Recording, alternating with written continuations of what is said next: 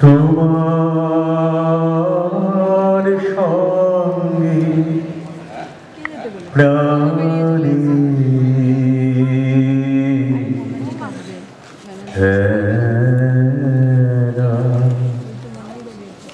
প্রিয় আমার ওগো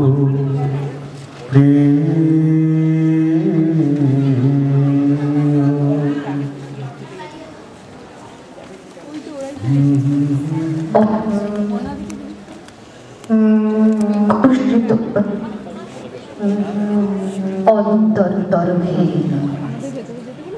নির্মল করো, উজ্জ্বল করো, সুন্দর করো হে। জাগ্রত উদ্যত করো, নির্ভয় করো হে। মঙ্গল করো, নিরলস নিঃসংশয় করো হে। অন্তর মম বিকশিত করো, অন্তরতর হে। যুক্ত করো হে সবার সঙ্গে, মুক্ত করো হে বন্ধন, সঞ্চার করো সকল কর্মে, শান্ত তোমার ছন্দ। চরণ পদ্মে মম চিত্ত নিস্পন্দিত করো হে। নন্দিত করো, নন্দিত করো, নন্দিত করো হে। নমস্কার। আজকে সন্ধ্যেটা একদম একটু অন্যরকমের সন্ধ্যে। এই সন্ধ্যেটা মঞ্জিশের জন্য আপনারা এবং আপনাদের জন্য মঞ্জিশ, আর পুবালিদি বলাইরা এরা সবাই মিলে আমাদের সবাই আমরা একটা খুব পরিবারের মতো অনেক অনেক দিন ধরে, আর সেই সুবাদে একেবারে ভালো লাগার ভালোবাসার টানা আজকে সুরের মাঠে। সুর যে মাঠের মূল অঙ্গ, সুরকেই আজকে মূলধন করে সন্ধ্যের পথ চলা, সুরে সুরে ভরিয়ে দিতে, আর সেই সঙ্গে সুর থেকে ছড়িয়ে পড়বে অনুভূতি, যে অনুভূতির তরঙ্গ প্রত্যেকটা মনে নানা রকম অনুরণন তৈরি করবে। আরো একটা কথা, শিল্পী আমাদের পরিচয়টা নিয়ে রাখি বলতে বলতে, আমি সুদীপ্ত, আমার সঙ্গে শিল্পী, আর আমাদের অগণিত মঞ্জিশের বন্ধুরা, আর সেই সঙ্গে আমাদের সামনে আমাদের অনেক চেনা বন্ধু, অচেনা বন্ধুরাও সকলকে আজকে শুভ সন্ধ্যা। আজ একটা কথা বলতেই হয় শিল্পী, যে মঞ্জিশ মানেই তো কোথাও রবীন্দ্রনাথের গান, আর সেই সঙ্গে নতুন নতুন ভাবনা, আর তাকে তুলে ধরে এক নতুন ভাবে পথ চলা। আজকে যেমন রবীন্দ্রনাথের গানের সঙ্গে নবরস, একটা অন্য ভাবনার কথা তুমি বলছিলে। রবীন্দ্রনাথের প্রত্যেকটা গানের পরতে পরতে রসের ছড়াছড়ে, এমন রসের মূর্ছনা আর কবির কাব্যে তেমন একটা ধরা পড়ে না। জীবনের প্রতিটা রূপ, রস, গন্ধকে তিনি এমন করে আঘ্রাণ করেছেন এবং ছড়িয়ে দিয়েছেন প্রত্যেকটা লেখার পরতে পরতে। এইটা বলতে বলতেই আমার ওইটা মনে হলো, যেন ওই আমি কবিতাটা, যে আমারই চেতনার রঙে বাংলা হলো সবুজ, জ্বলে উঠল রাঙা হয়ে, আমি চোখ মেললুম আকাশে, জ্বলে উঠল আলো পূবে পশ্চিমে, গোলাপের দিকে চেয়ে বললুম সুন্দর, সুন্দর হলো সে। সত্যি তো আমরা বলি কিছু সুন্দর, সেরকমই কিছু ভয়ানক, কিছু সুন্দর, কিছু বিভৎস, এই সব কিছুকে নিয়ে নবরস দেখব আমরা পরবর্তী অনুষ্ঠানে। কিন্তু প্রথমে আমরা আমাদের মধ্যে উপস্থিত হয়েছেন যে সমস্ত বিশিষ্ট ব্যক্তিবর্গ, তাদের আমরা একটু মঞ্চে আহ্বান করে নেব।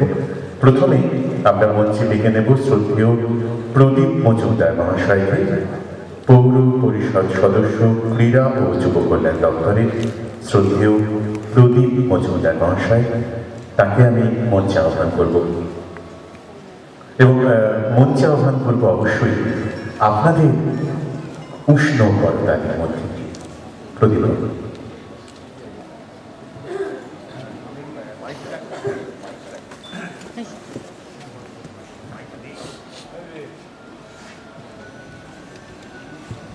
মঞ্চে আসছেন শ্রদ্ধেয় প্রদীপ মজুমদার মহাশয়।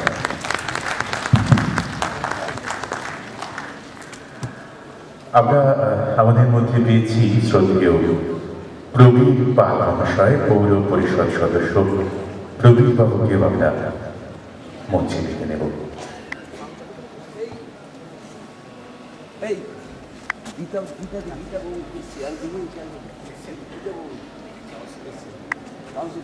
বাবু বলে দিচ্ছে